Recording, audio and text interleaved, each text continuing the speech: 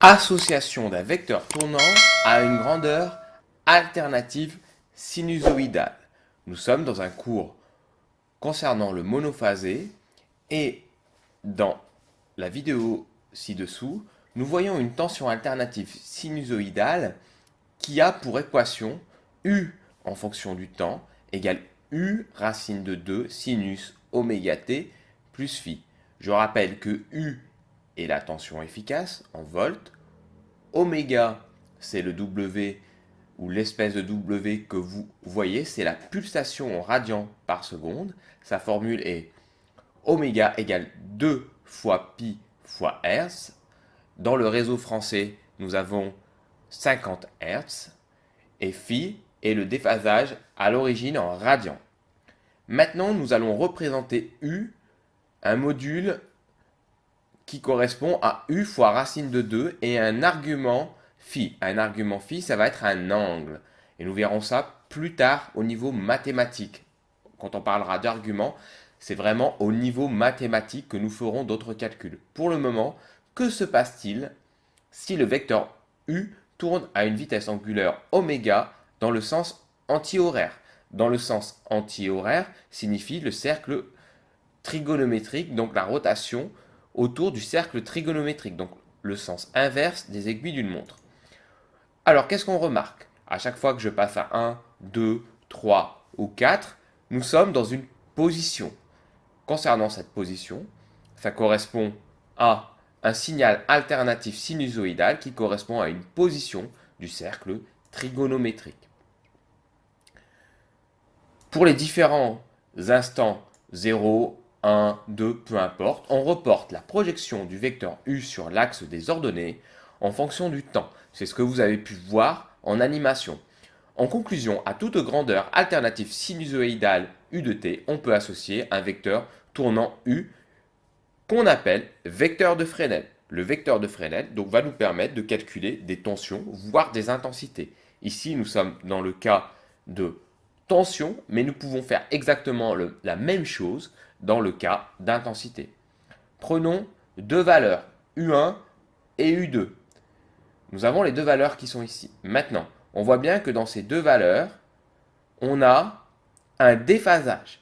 Regardons ce que ça donne. Si nous lançons les animations, nous voyons bien que les points ne se positionnent pas en même temps par rapport aux points rouges et aux points bleus. Quand je dis les points rouges et les points bleus, c'est la tension U1 et U2. Donc on voit bien ici qu'il y a un déphasage. On remarque que les deux vecteurs U1 et U2 tournent à la même vitesse angulaire. Le décalage angulaire entre les deux vecteurs reste constant. Ce décalage représente le déphasage entre les deux grandeurs U1 et U2. Pour bien le comprendre, je vais vous le relancer.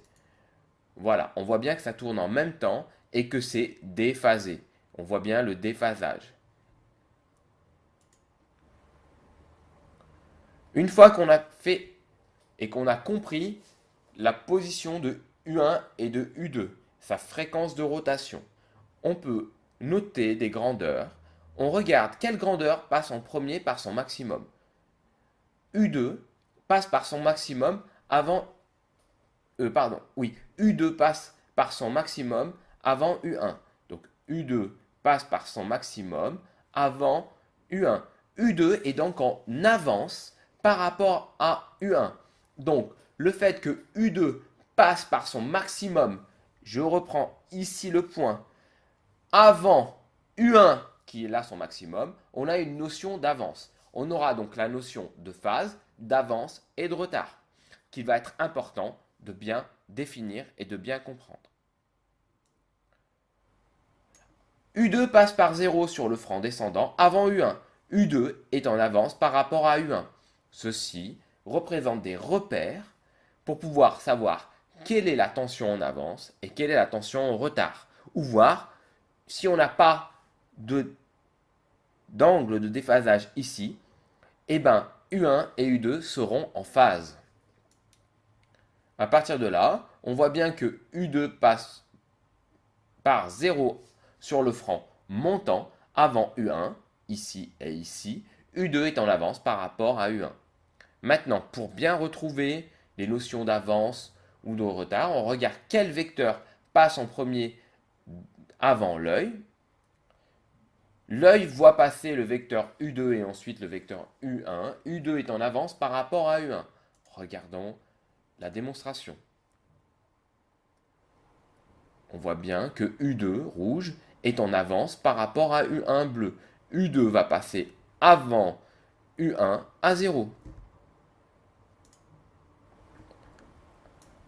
À partir de là, nous pourrons faire une somme de grandeurs alternatives. La somme de ces deux grandeurs va être calculée par rapport au diagramme de Fresnel. On associe U1 au module 15 volts, déphasage moins 45 degrés, U2 10 volts, déphasage 15 degrés. Regardons l'animation. Si on additionne U2 et U1, qu'est-ce que ça donne? Alors, ça va nous donner le point noir qui est ici, d'accord? Les points noirs, qui sont ici, qui vont nous donner une valeur, U1 plus U2.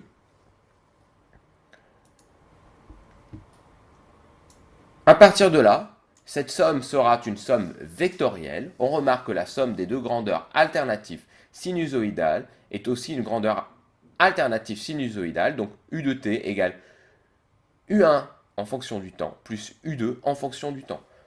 U de t est périodique de période t, la même que U1 et U2. U de t peut s'écrire, donc U de t égale U racine de 2 sinus oméga t plus phi. Ce sont des formules à connaître par cœur.